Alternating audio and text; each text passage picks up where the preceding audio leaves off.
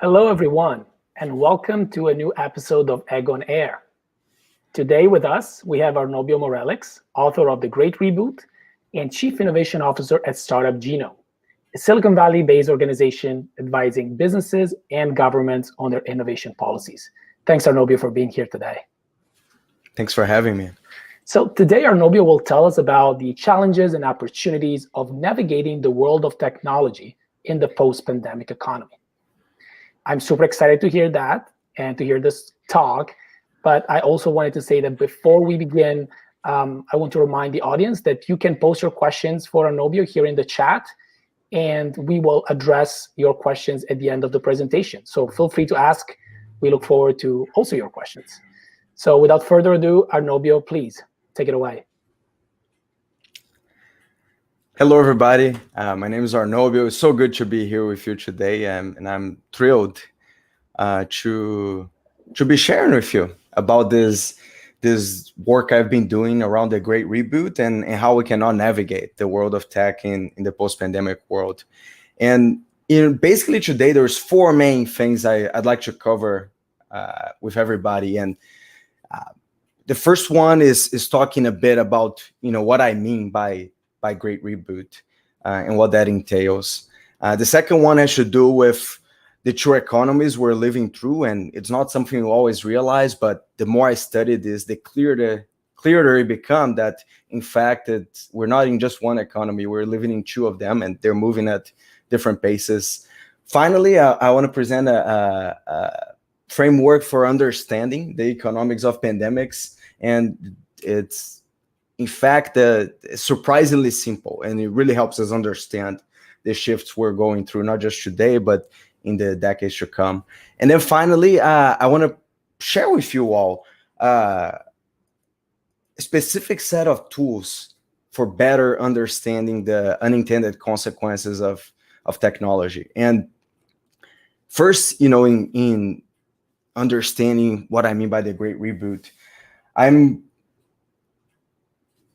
the reality is that the moment we're living through today is pretty unique. That is the first time in 100 years that the economy literally shut down to start again, not just in one or two countries, but everywhere. And as I study this, what I'm seeing is that the systems that come back to life will be very different than the ones we had before. And much like a computer with a new operating system that functions in fundamentally different ways, so will be our society, once we're through with this. And hopefully we have the vaccines widely deployed and available for all of us. And as a brief background on how we got here and how I worked on this project. So I'm CIO at a company called Startup Geno in San Francisco. And we work with governments in over 35 countries, advising them on their innovation policy. And pretty early on, it was clear that the shift we're going through was number one, very unique, and then number two, super global. And what really got me started on this is, back on February 2nd, I got this super strange email from a business partner in China saying, please cancel your trip to Beijing because of the coronavirus situation, and please reconsider the trip you have scheduled for South Korea. And we're basically going to Seoul and then Beijing like 10 days later. And because it was a super strange email, just 2 lines, that really got me looking into the topic. And over time, I've talked with literally hundreds of founders, investors, policymakers in every continent of the world, in every top tech company, to create this guide for identifying the opportunities and threats of the post-pandemic economy. The book will come out in January, and what I'm going to share with you here is a preview of some of the insights we have there. And in addition to my own contributions, we also have a couple external chapters from folks like Vint Cerf, who is the father of the internet, now chief internet evangelist at Google, founders of AI companies, tech executives, and more. And really in synergy with this work that I do with Startup Genome, I also serve as chief data scientist with Inc. magazine and as contributed data science expert with Stanford University. I'm excited to share more about how we can navigate both these opportunities and risks. And I mean, we all know it's pretty obvious that the current pandemic has had very severe impact. And the key takeaway here is that, how do we use this unique moment to be thoughtful, deliberate, intentional about what we do next, as opposed to just, responding to the crisis each day as it comes.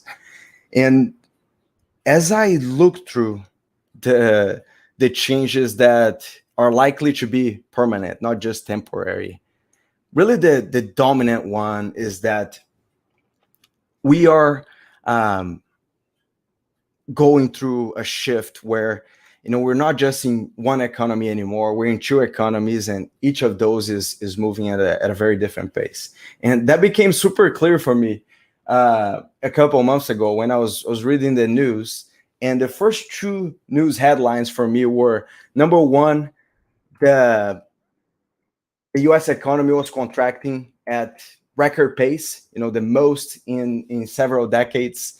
That was headline one. And then headline number two was big tech had record revenue, blockbuster earnings, and way beating analyst expectations. So that stark contrast of, on one hand, the worst recession in several decades, and on the other hand, this record earnings, record opportunity, made it clear that the two economies we're living on is the analog on one side, which is suffering a lot, and then the digital economy on the other side that is actually experiencing tremendous growth.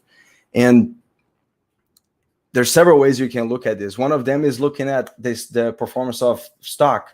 And when you compare from the S&P 500, the tech companies in the index versus the non-tech companies in the index, you see that the tech companies grew 10 times faster in 2020 than the non-tech companies, which really drives home, this distinction of the businesses that are in the digital side doing incredibly well, and the businesses in the analog side really hurting. And the same goes for people, the same goes for cities, the same goes for communities. One of the interesting things here is that you certainly know is that this divide of digital and analog was already happening before. And there are many ways one could look at this. If you look at stock prices from the past 10 years, you see that, and I thought that was fascinating, that, for roughly the first 6 years of the last decade, tech and non-tech companies performed about the same. And about 4 years ago, they started diverging in their pace of growth. And really in the Great Reboot with the pandemic, where everything got locked down and we moved things from analog to digital, it got dramatically accelerated. And you can clearly see, the inflection points of where that happened. And, I talk here about digital and analog, and I think those are helpful terms, but, you could say bits and atoms, you could say tangible and intangible, you could say software and hardware, a few different ways of looking at it. And we can, if we look at the highest level, digital and analog, we see that clearly, for example, on the stock prices, on the fact that we had at the same time one of the worst recessions while businesses were having record revenue. But one of the interesting things is when you break down into, what most people would think as traditional markets, fitness, retail, gaming, whatever, you see this analog and digital divide very sharply. So, for example, on fitness, you see companies like 24 Hour Fitness and Gold's Gym filing for bankruptcy at the same time that on the digital side, Peloton, the connected bike maker, more than triple their revenue. On retail, this is a story we know of top retailers contracting heavily, filing for bankruptcy, closing stores, while on the digital side, 44% increase in US online sales. Retail specifically, in many ways, we saw, 10 years of development in 10 weeks with e-commerce share of the US economy and of retail consumption growing the same it did in one of the decades prior. On gaming, you see, for example, GameStop closing stores all over the world, and Steam, the platform for online gaming, having more than 20 million concurrent players, which was a record for them. And the examples I gave are pretty easy to see because it's mostly digital native companies versus analog native companies. But even for companies that can be pretty old, the companies I have there on the table are their average age is over 80 years old. You see that their digital segment is growing dramatically, right? So even companies that are almost 200 years old, like Tiffany, Target is over 100 years old. Their online sales growth is tremendous, over 90% for all of these businesses. So given that, there's two takeaways primarily. One of them is the two economies we're living through. But then, how do you understand exactly how they play out? Because I showed some examples of digital native companies that are straightforward and easy to understand, but some businesses that may not be digital native also can do pretty well. So how do we make sense of that? And to make sense of that, I like to use really this surprisingly simple economic of pandemics. Because if you take a step back and look at how the COVID-19 crisis is developing, how it's unfolding, is a relatively simple phenomenon that happened at the beginning.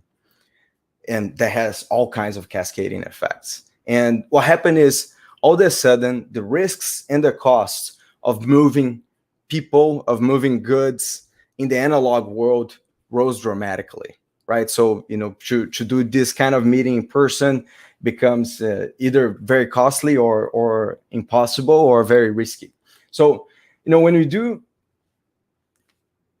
economic analysis on the prices of inputs and outputs, there's really two dominating effects that, when the price of an input rises, the first thing that happens is the demand for substitutes of that input also rise. So, the simplest example would be maybe chicken got more expensive. So now we substituted for fish and with more fish. So that's the primary effect. We switch for substitutes. After that, in a downstream consequence, what also happens is that the complement, the things that go together with that new substitute we're demanding more of, also go up in demand. So, in the fish and chicken example, chicken is more expensive, so we eat more fish. And now that we eat more fish, maybe now we also eat more chips. And those are really the two main things we see. One, the substitutes, so we substitute away the things we could do in the analog world for things we can do digitally. And we gave several examples of that in education, in retail, in gaming. And then the second thing is the complements, the things that go well with those digital substitute also rise. And, on the substitute side, one of the easiest things to see is how we switch to online meetings. Zoom grew more than 15 times over. And along with that, things like online grocery shopping, home fitness, DIY home improvement. But then we also see a rise in demand for complements. So I have a friend that has a marketplace for interior design in Brazil, and their demand rose dramatically because, people are spending more time at home. So they want to have a nicer looking home. We see this in the US with Wayfair share price increasing 10x from sales boom from the coronavirus. We're primarily here in machine learning and data science, and that's also a complement that rises in demand, right? As more data is generated all around, from employers measuring what their employees do, working from home, education, technology, commerce. The demand for data science, for analytics, for capability and machine learning capabilities also grows. We also see, increasing, for example, demand for 5G, so we can have better connectivity. We see book sales going up. And we also see even very traditional businesses like FedEx that are doing incredibly well during the pandemic, because even though they're not digital at all, they go along really well with the rise of e-commerce. And altogether, that summarizes, the economics of pandemics. In the book and also for Inc. magazine, I write about the three waves we will see developing economically coming from that. And look forward to share this with you both on the book, but then also if you go on www.greatreboot.com, you can see some more about that. So as we take a step back and see, on one hand, the tremendous growth of the rise of the digital economy, separating even more from the analog economy. And of course, that was already happening pre-pandemic, but got accelerated. And we understand this framework for what kind of things will rise in demand. The big question that come up for me is, how do we, as a tech community, as a data science community, work and perform and build systems in a world where the stuff we do is more relevant than ever? And one of the things that becomes clear here is that that's a scenario with potential for really dreams coming through of opportunities and new revenue and businesses being digitized in a way they hadn't been before, and each of our companies, our products having and being able to experience a lot more demand because we're well equipped for this world. But it's also a scenario with a lot of potential nightmares, and of course for the very real cost and damage to society as a whole, the human cost. But then also, even if you look at digital specific business, there's also some potential scenarios there for nightmares. And there's many ways to look at this. One of them is I'd suggest now that you imagine that you're waking up at home and your phone is buzzing with text messages, social media, phone calls, and it seems like everybody's trying to talk to you. And you soon learn why people are trying to talk to you. And you learn that is because your company is on a headline of a major newspaper.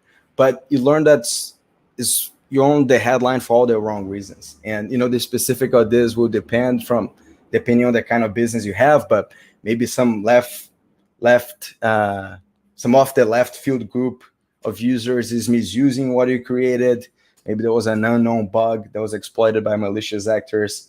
Maybe your app was engaging to a fault, too engaging, that people were accusing it of being addictive. And, maybe the news article doesn't really understand what you do, but that's kind of besides the point, right? The damage is already done. And that can present a real nightmare for tech creators. And it has been true for many people. And that sort of puts for me what I consider the major tech creators conundrum for the next decade, which is how can we build more responsibly in a world where tech is more central than ever? And that's fraught clearly with both a lot of opportunity, but also a lot of risk. So when I started thinking about this question, and I interviewed dozens of people on the topic, in addition to talking more broadly with hundreds, I was wondering, how do we think about, a technology that goes from infancy to being super central in society?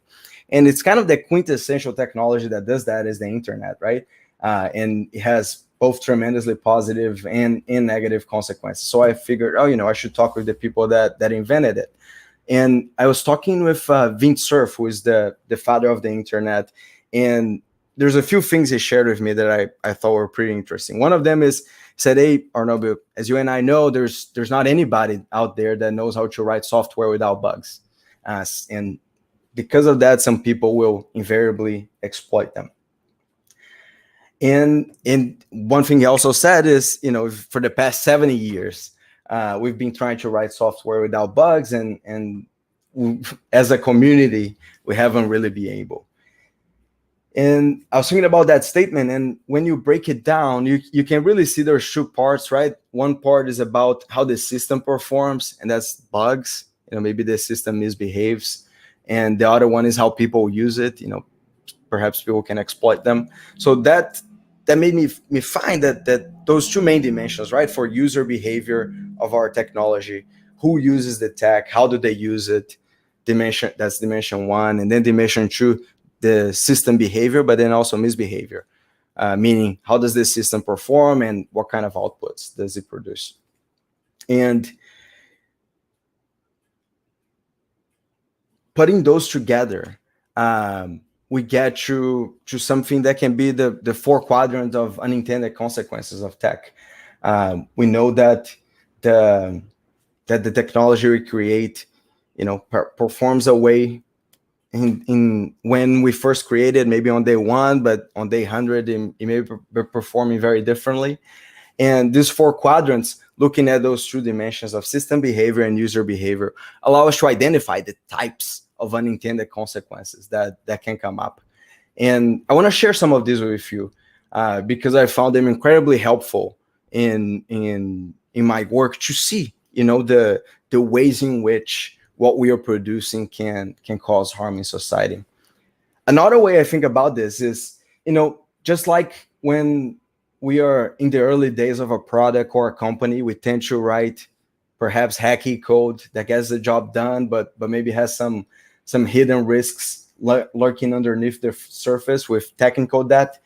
I think there is a shadow twin to this technical debt, which is fairness debt. When the thing we do today works well and doesn't have much of a fairness problem, but then over time those start showing up, and eventually you have to pay for it. And if you don't pay it early and often, it can create serious problems later on. Each of these quadrants, which we'll cover now, has a specific set of solutions, specific tools, specific risks. And of course, we're not going to be able to go through all of them in detail now.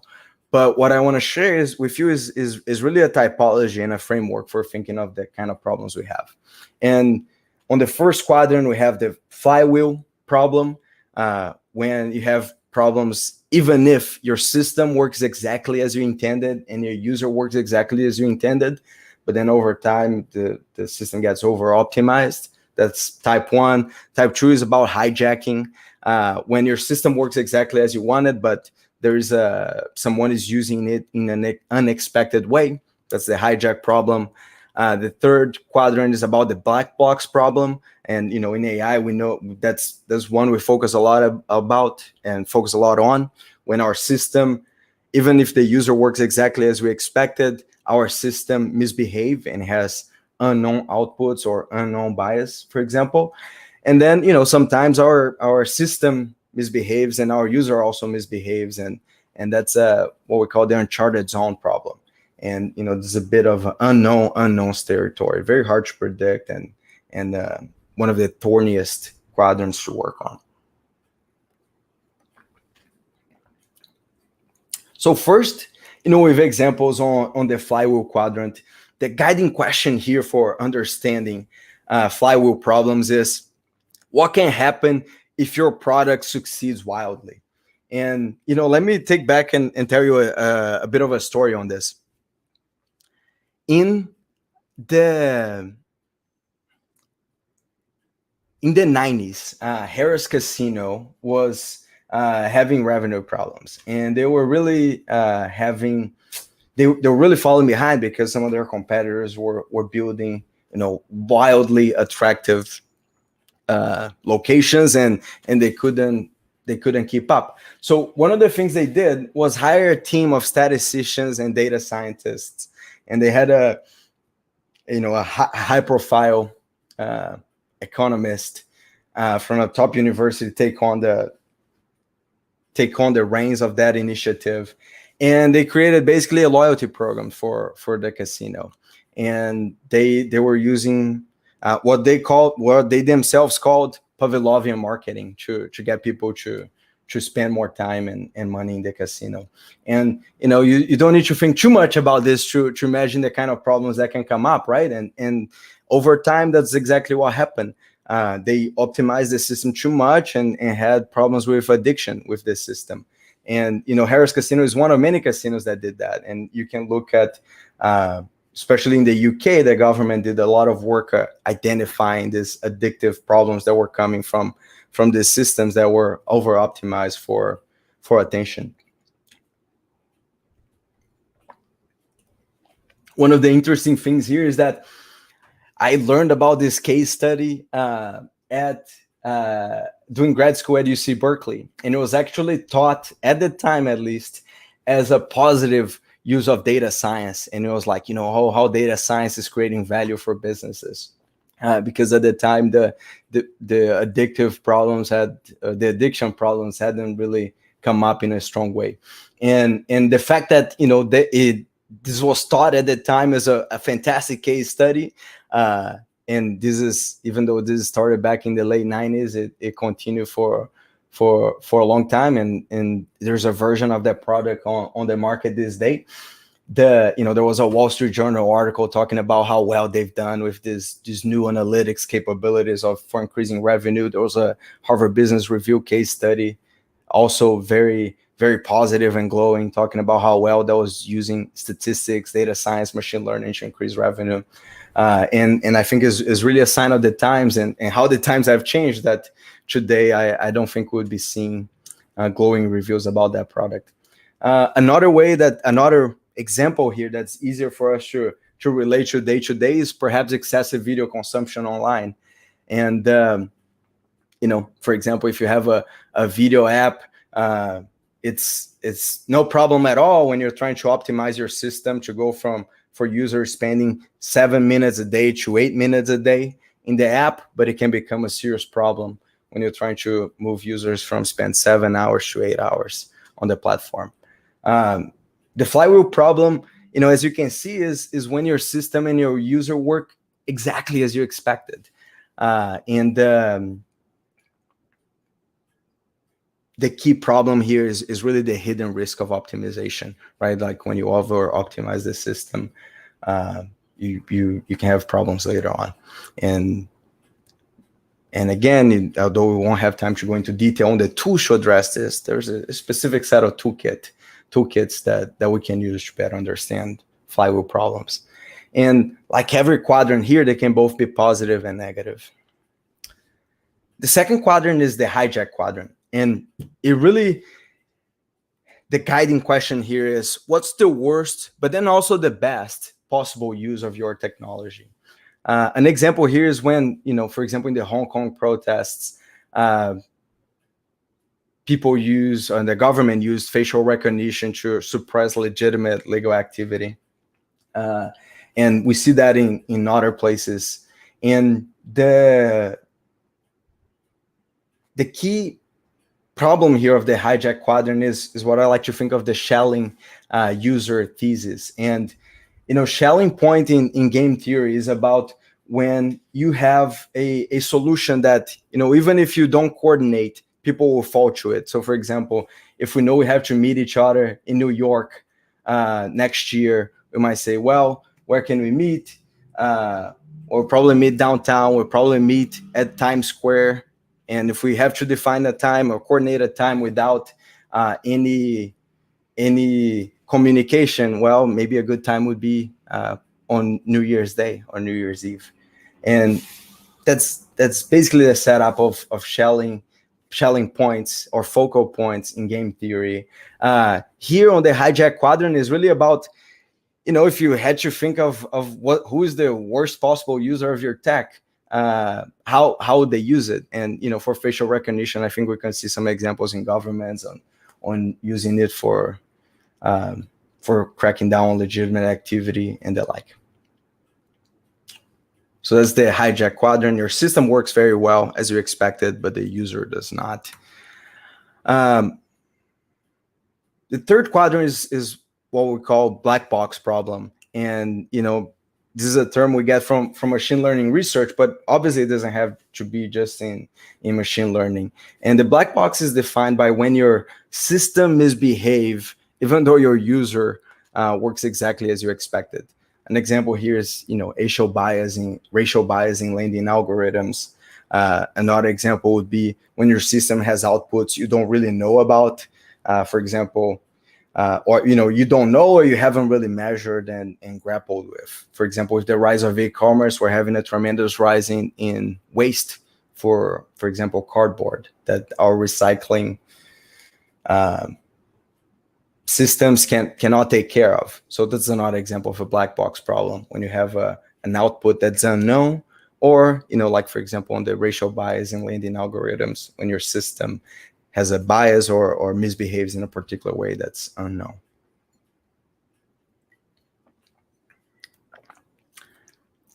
The fourth quadrant is the Uncharted zone quadrant, and it's really about when both your system and your users misbehave, and it's a bit unknown territory. And I'll say an example there is, using social media for attempted manipulation of elections. And I don't think it's fair if you go back to the beginnings of social media and the very benign uses you was having at the beginning, to expect that you would grow so much and have the kind of influence it has in politics today.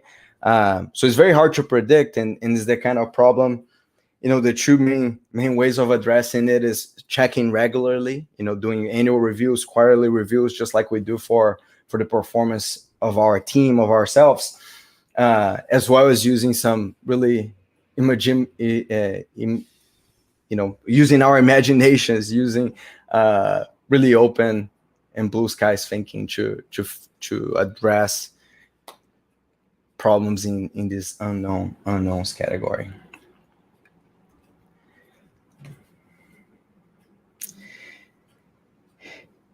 As we wrap up to a conclusion, right now we're still in the middle of the pandemic. We're in what I call the second wave of the Great Reboot itself.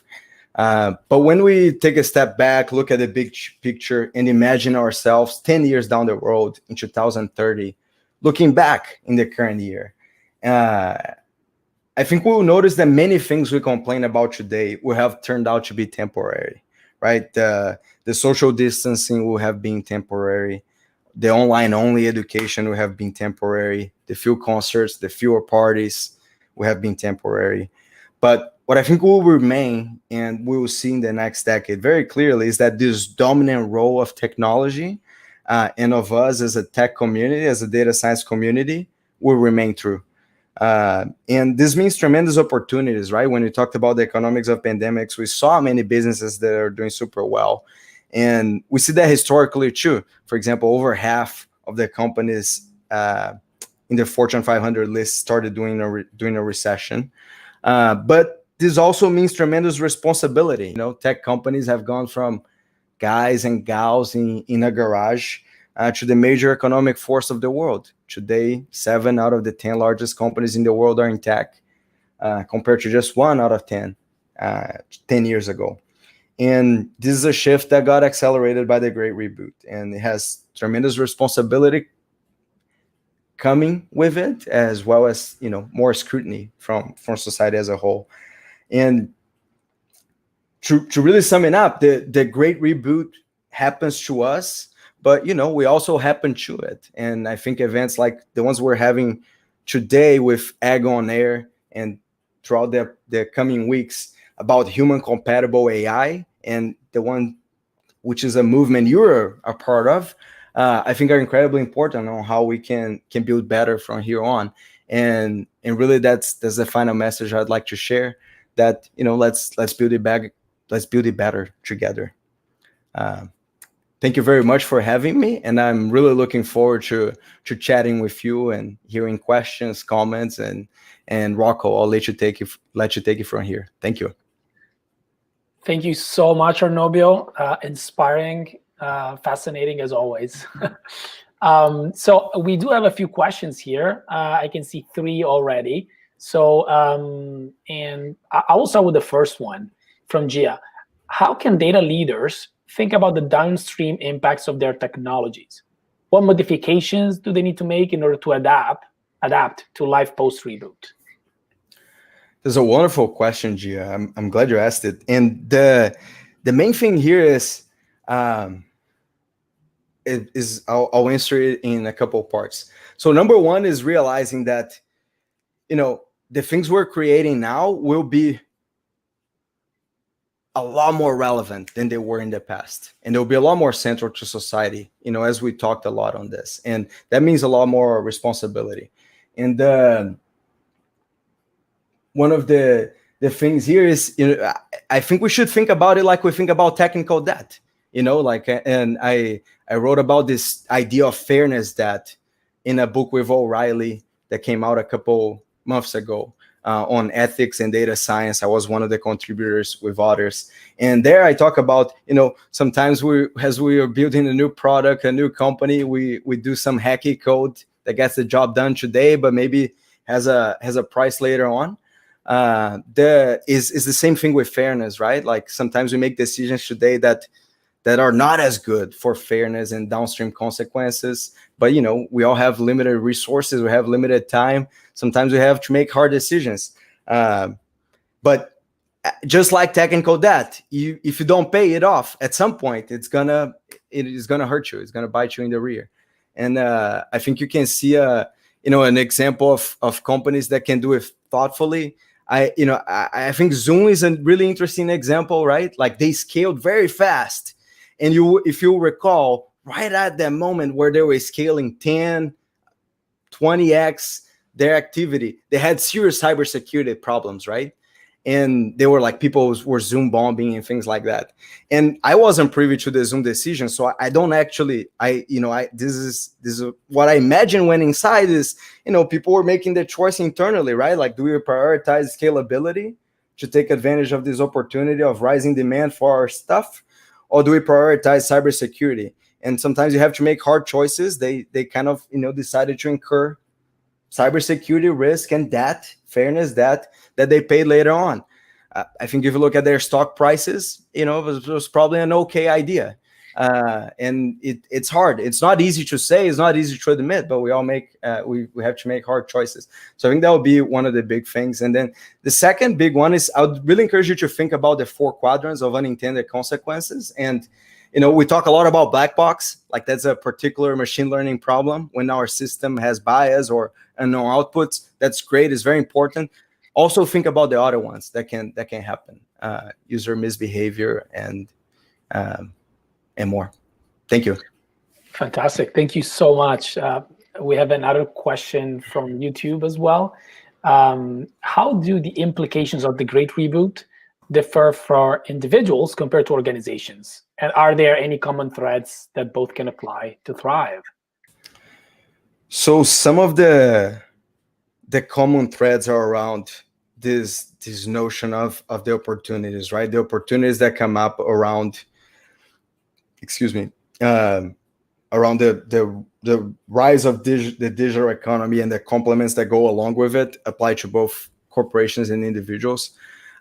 What is a major difference between the two is that, for most of us on this event, on this conference, we're data science people, so we're very well equipped for this world, or relative. I mean, I know it kind of sucks for everybody now, but we're relatively better equipped skill set wise for the shift.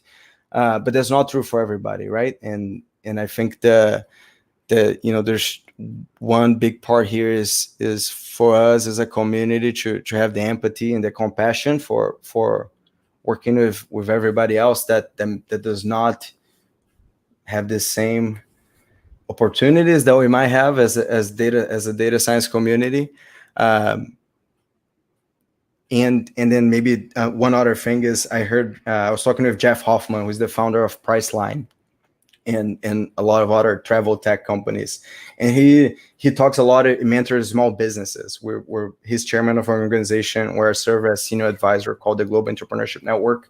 And he talks about, people repurposing what they do, trying to use the assets they have to build new stuff, maybe like a vodka maker that now can make disinfectant and cleaning products. He talks about retooling, learning new skills, which I think is super important, especially for individuals, right? Like we all have skills we want to learn that we haven't yet, and we could do that. And then finally, he talks about redeploying, which is really about helping the community in with the resources we have. Thank you. We have 2 more questions. One from Antonio. I think it also came from YouTube. What do you recommend for startups being born right now? So there's two parts on this. one of them is like pay attention at the opportunities. Like, it's a cliche that every crisis creates opportunities, but it's also true, right? We had over 50 unicorns being born in the last recession. Over half of Fortune 500 companies were born during a recession historically. So there really is amazing new possibilities that were not available before. So, I encourage, number one, to think super creatively and work through, inside your market, what are the new substitutes and the new complements that can come up, not just today, but 5, 10, 20 years down the road. So I think that would be one thing. And then the second one is, now that we as a community are so much more relevant, we need to be more responsible, right? And that's something we need to take care of from day one. It's not no more partying like 1999. It's no more moving fast and breaking things. Like, we need to look at this differently than we could at a past generation when the startup community was less relevant for society at large. Thank you. And I think we have time for one more question. I see from Katie. So what are, in your opinion, some of the fundamental shifts that took place in the post-pandemic world that will continue to shape how we move forward as a society? Yeah.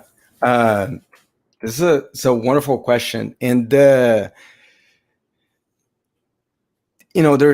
kind of two things of this. One, I realized as people talk about the impact of the pandemic, that in a really weird way, they both overestimate and underestimate the impact of the pandemic in different ways. So, for example, an overestimation example would be, it's like, it's remote work now, and it's going to be the end of cities. And because everybody's working remote. And that's the headline of a major newspaper. And they were making a reference to the Black Death and how Siena in Italy, went from a thriving city to a pre-dead city in the Middle Ages. And it's like, okay, it's like, yes, remote work is important. It will shape things up. And it will remain at higher levels than it was before pre-pandemic. But it's not the end of cities, right? During the pandemic itself in the US, was about half of the people were working remotely. These are estimates from Nick Bloom at Stanford University. But when you look at, which people want to be working remotely later on, is about 25% of the population that want. And when you look at, and when you compare those numbers with how many actually can work remotely full time, you get to less than 10%. So it's like 10% of people working remotely is less than we had before, but it's not doesn't add up to a story that's the end of cities. And so that would be one example of the things that will stay on. In the book, I talk about in a lot of detail about the 4 circles of impact of the Great Reboot, teasing out what's long term, what's temporary. And these 4 circles are home life, home, work, city, world. So the impacts on home, work, city, and world. And just to give one more example, one thing that I'm very confident will be temporary is the social distancing thing. And once we get vaccine and can come back, I think we're in for at least socially a roaring 2020s. If we look back at the Spanish flu after the pandemic, we had the roaring 20s. From that we see depicted on Great Gatsby, with some of the most amazing parties. And I'm Brazilian, and I was very curious. I'm like, I wonder what happened in Brazil after the Spanish flu, with Carnival. Carnival is such an important part of the culture. And as I was looking at this, it turned out that we had in 1919 what people called the greatest carnival of all times. And there were like all new kind of parties being created. There was like new drugs that people started using. The beer company Brahma, who is now Ambev, which is like the major Belgian Brazilian brew maker, they put ads on the newspaper asking people to pre-order because they thought they would run out of beer. And so it's a complicated answer. There's some fundamental shifts, especially this analog to digital thing. But those are some examples. Thank you. Fantastic. And FYI for everybody, Siena is a beautiful city. It's doing just fine. So Awesome. I know a lot of tourists. So I think that's all the time we have. But thank you, Arnobio, so much. And to our audience, I wanted to show you really quickly a few of the upcoming talks we have on November 24th with Taryn Southern, how to leverage storytelling to humanize technology. December 1st, talking about natural language processing, NLP, challenges and opportunities to improve the healthcare system with Enrico Santos. And then on December 3rd, we're gonna be talking about supply chain disruption from business problem to value extraction with Arnold Lewanek. So thank you so much, Arnobio. This was, like I said before, fascinating and inspiring. Thanks for all of you guys that have been watching this, and those of you who will watch this on demand on Ag On Air website. And that's it. Thanks again. Enjoy the rest of your day. Bye. Thank you.